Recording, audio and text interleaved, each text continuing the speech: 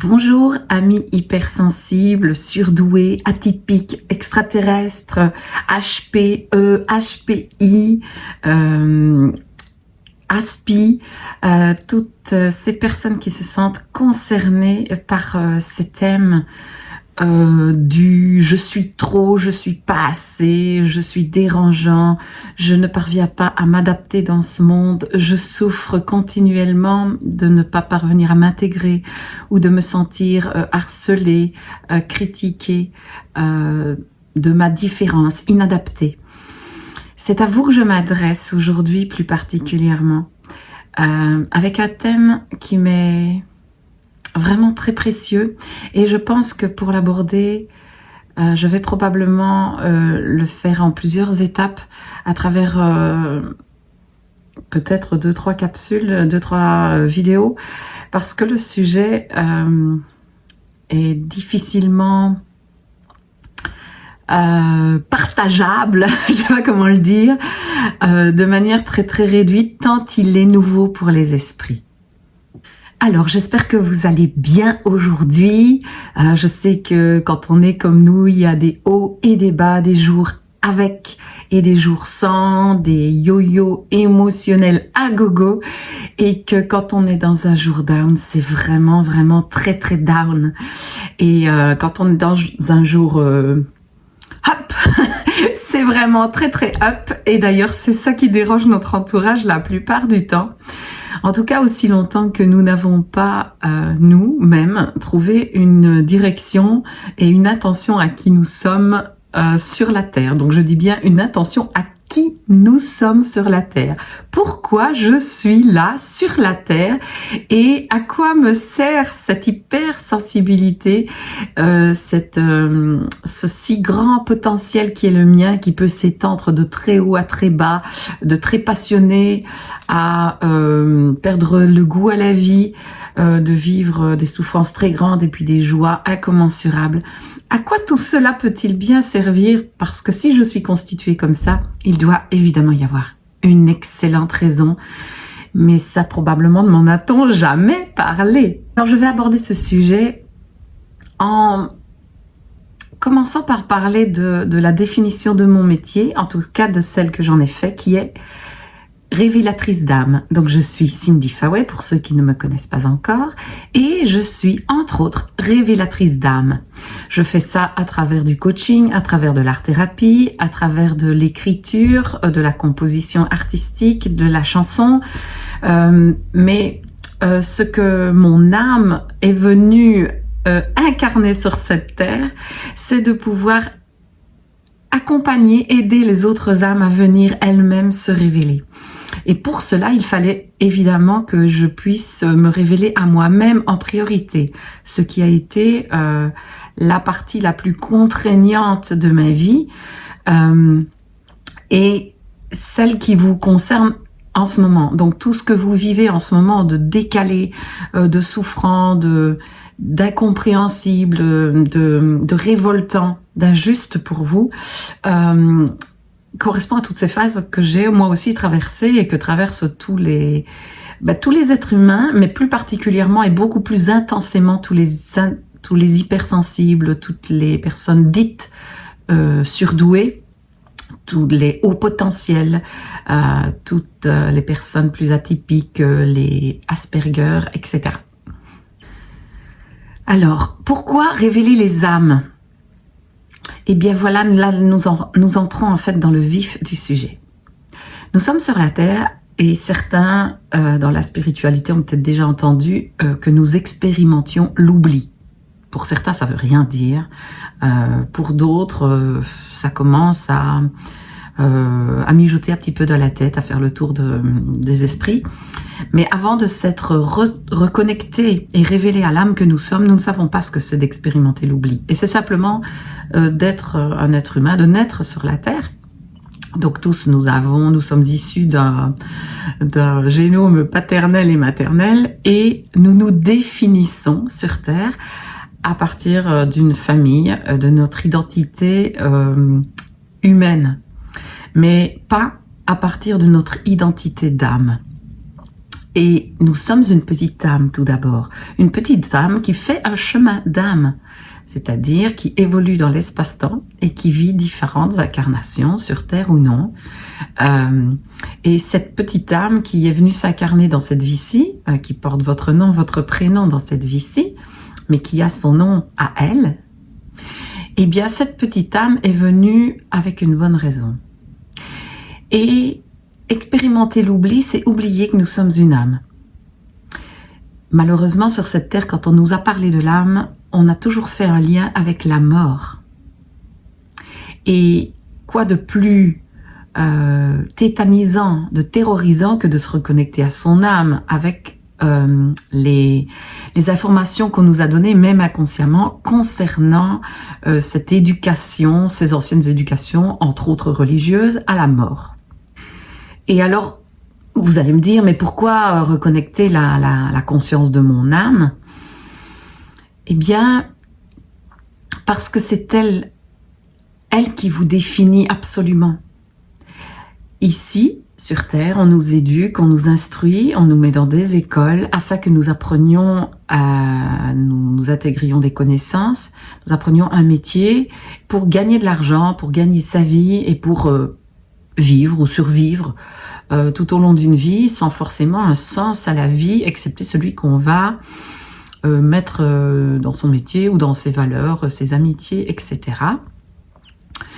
Mais pas en reconnectant ce feu sacré qui est à l'intérieur de nous, ce pourquoi je suis venue sur Terre.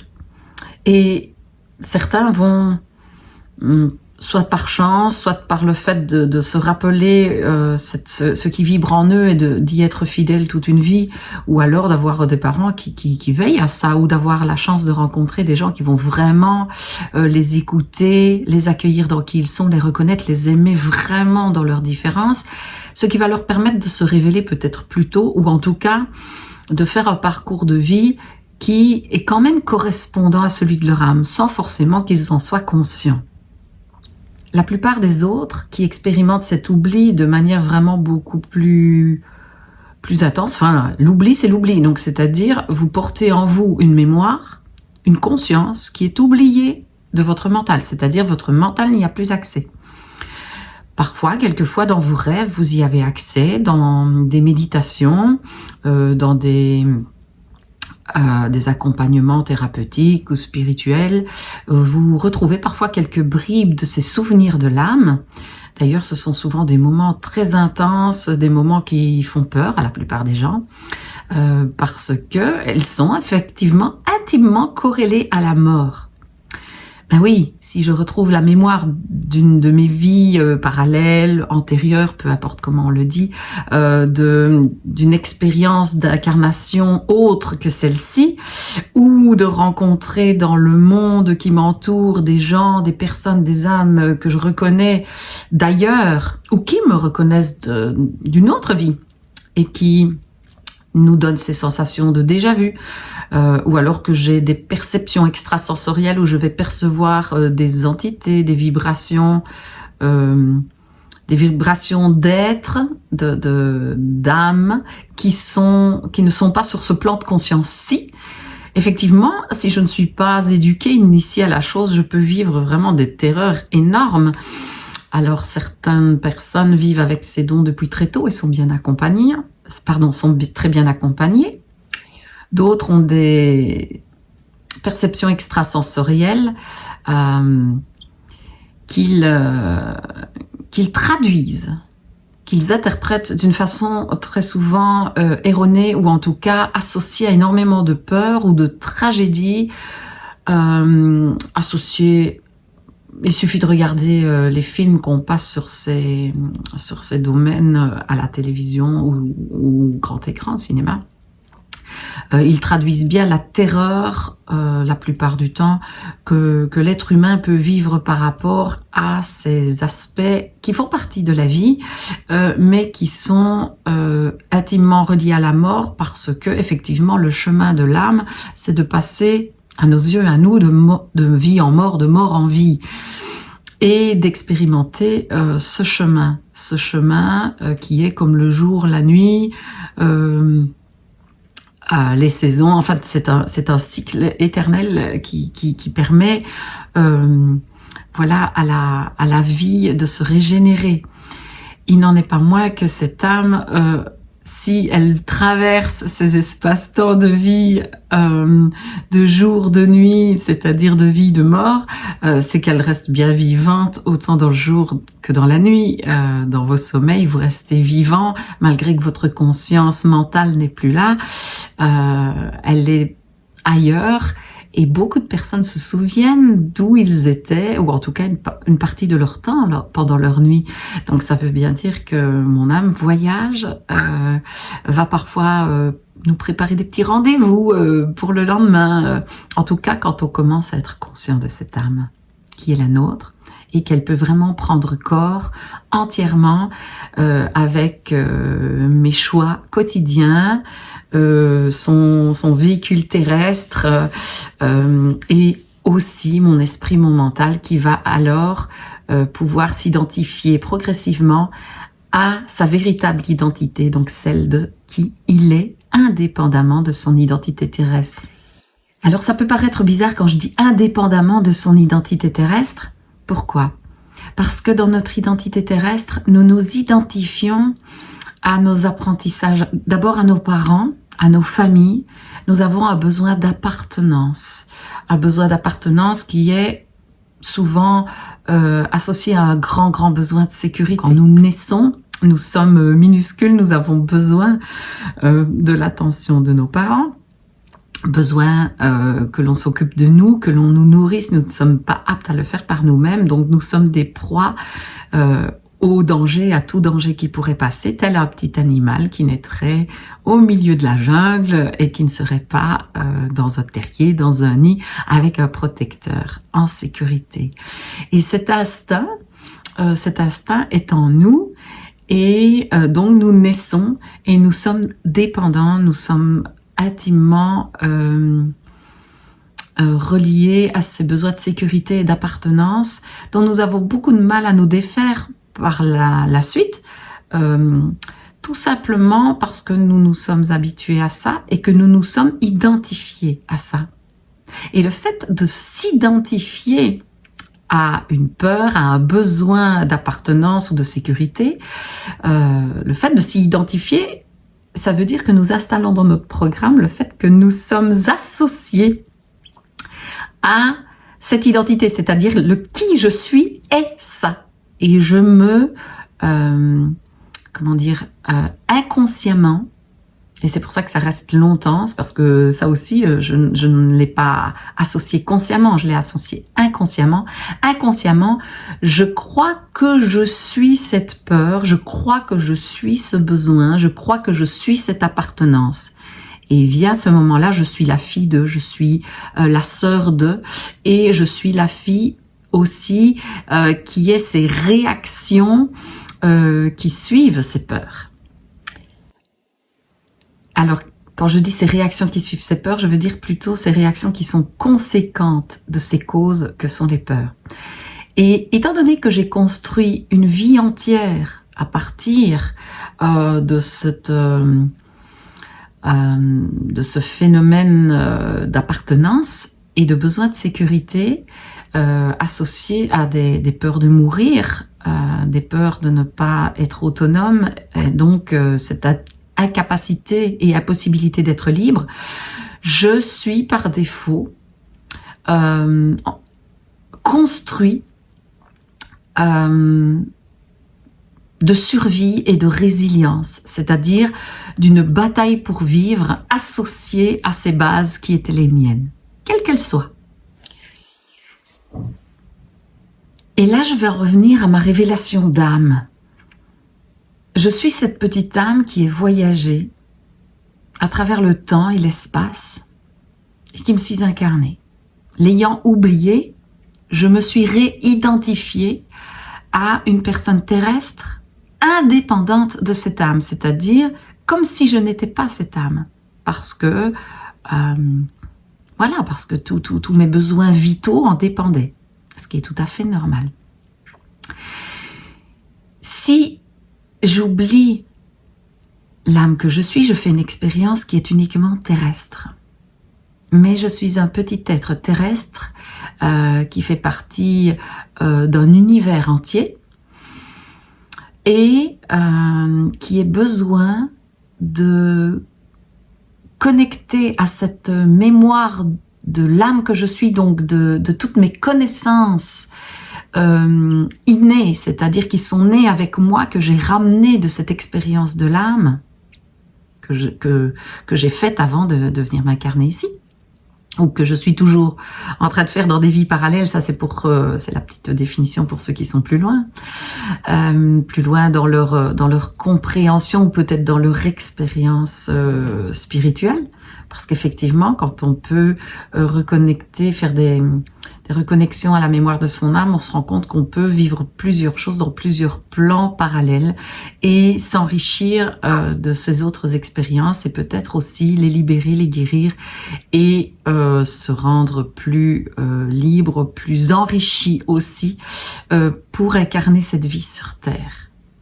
Alors, comme je vous l'ai dit, c'est un sujet extrêmement complexe qui fait partir dans tous les sens et qui est extrêmement difficile à rendre cohérent dans son esprit.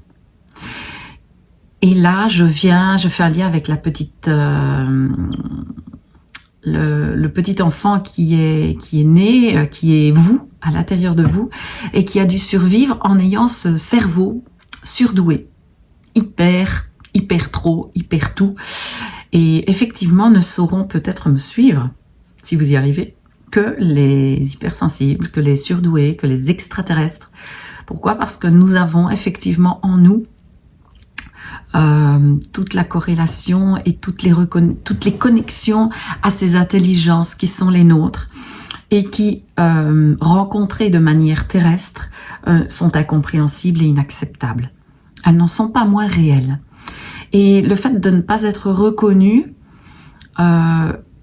vous garde dans cet oubli, alors que votre instinct, vos sens et vos expériences intérieures vous démontrent le contraire. C'est-à-dire que votre vérité, la vérité, c'est ce dont vous êtes constitué, votre expérience et vos connaissances d'autres vies que vous avez ramenées en tant qu'âme incarnée. C'est pas parce que je me suis identifiée à mon corps et à mon expérience terrestre que je ne suis pas une âme incarnée.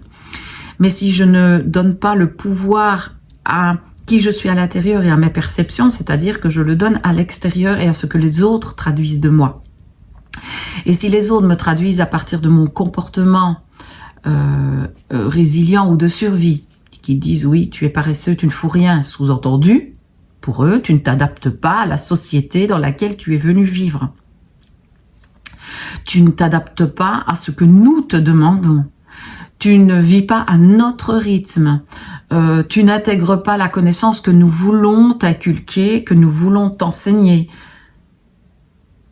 Oui, de leur point de vue, ils ont raison. Mais si vous écoutez à l'intérieur de vous, vous savez que votre âme n'est pas là pour se soumettre à ce que eux veulent que vous transmettre par défaut, ou peut-être avez-vous déjà acquis cette intelligence dans une autre incarnation et que vous venez faire une autre expérience que celle-là. Et ce n'est absolument pas la façon dont on enseigne sur la Terre, de par le fait que tous les êtres humains expérimentent cet oubli. Mon intention première en vous partageant tout ça n'est pas de vous faire adhérer à ce que je dis, et vous avez probablement, d'ailleurs, beaucoup de gens ont déjà décroché depuis le début de la vidéo, il n'y a pas de problème. Mais plus l'oubli s'en va, plus les sens se réveillent, plus la conscience de ce qui je suis dans mon âme, du fait que je suis venu pour quelque chose, pour une mission, que je suis différent, mais qu'il y a une bonne raison à ça. Plus toutes ces notions reviennent à notre conscience, plus on se sent perdu et isolé de par ce manque de reconnaissance. Et c'est dans cette intention de reconnaissance d'accueil et de grand respect envers l'âme que vous êtes, qui cherche désespérément sa voie, son chemin, et surtout reconnaissance, parce que c'est une des étapes indispensables pour pouvoir se trouver la paix en soi, pouvoir se stabiliser dans son mental et pour pouvoir savoir, je ne suis pas fou. Le monde entier est en train de me définir comme un fou, comme une folle, comme quelqu'un qui invente n'importe quoi, qui voit et qui perçoit des choses qui n'existent pas, qui est dans son imaginaire ou qui pète une pile. Non, à partir du moment où déjà vous vous rendez compte que vous êtes fou, c'est que vous n'êtes pas fou, le fou ne se rend pas compte qu'il est fou. Deuxièmement, ce n'est pas parce que vous êtes en train de vous réveiller à la conscience de qui vous êtes universellement que les autres qui n'ont pas encore pu se réveiller et se révéler à qui ils sont. Je ne sais plus le début de ma phrase, donc je ne sais plus comment je dois la dire grammaticalement, mais enfin c'est pas très important. Vous savez que nous les hypersensibles, les surdoués, on fait tout le temps ça, donc je fais plein de fautes de français parce que je fais des trop longues phrases. Oh, c'est pas grave. Donc je disais que c'est pas parce que ces autres ne sont pas encore réveillés et révélés que vous n'êtes pas en train, vous, de vous réveiller et de vous révéler. D'accord? Donc c'est-à-dire que ce ne sont pas eux qui peuvent être reconnaissant de ça pour vous. Donc effectivement, quand on commence à vivre tout ce réveil à soi, cette révélation de soi, en fait c'est l'âme qui frappe à la porte et qui dit voilà, tu es prêt, ou en tout cas tu as vraiment besoin de moi, il est temps, parce que tu ne peux plus continuer ta vie sur Terre comme ça. Effectivement, c'est à ce moment-là que la peur de mourir, selon la façon dont elle a été installée dans nos consciences, dans nos éducations, va venir frapper à la porte aussi, de par le fait que par le passé, dans l'ère du Verseau, l'ère que nous quittons, là nous entrons dans l'ère, nous quittons l'ère du Poisson, qui était l'ère des religions. Ici nous entrons dans l'ère du Verseau, qui est plus une ère de spiritualité, c'est-à-dire de respect de l'âme que nous sommes au cœur de nous. Donc que tout est vibration, énergie, fréquence vibratoire, que nous sommes des âmes sur une planète, que cette planète est en train de se transformer. Ce phénomène que vous vivez s'appelle l'éveil ou l'ascension, et c'est un phénomène qui va se manifester chez tous les êtres qui habitent cette planète d'une façon ou d'une autre. Et selon vos résistances, selon vos peurs, selon vos consciences, vos connaissances, votre entourage, eh bien vous allez pouvoir aussi vous accompagner vous-même dans cet éveil, le laisser se faire de manière progressive et bienveillante pour vous, ou le subir, ou y résister, ou vous battre avec vous-même, ou le souffrir énormément. Ça dépend un petit peu de toutes les données qui sont déjà dans votre vie, et puis du confort de vie que vous avez pour le vivre, évidemment. L'un des conforts de vie est vraiment de trouver la paix dans son esprit et dans son cœur par rapport à ça, et l'acceptation. Donc, je vous invite à prendre un temps, à vous cocooner, à peut-être écouter cette première vidéo. Je vais m'arrêter là pour la première parce que c'est déjà énormément d'informations, et je continue le partage du contenu dans la seconde pour ceux qui ont envie de les enchaîner. Welcome, donc vous pouvez passer à la vidéo 2. Les autres, je vous invite à réécouter, à prendre le temps de vous familiariser avec ce que je vous ai partagé, de respirer, d'aller faire un tour, de marcher, de laisser votre cerveau supersonique filtrer ces informations à travers votre vécu, et de ressentir dans vos sens de quelle façon ça fait écho en vous, et de prendre un temps pour faire la paix avec vous et vous pardonner d'avoir douté de vous, si jamais c'est le cas, de respirer, de vous accueillir, car vous n'êtes pas fou. Il est vraiment temps que cette conscience se réveille, tout simplement, et je suis là pour vous y accompagner si vous en avez besoin. À très vite. Je vous embrasse.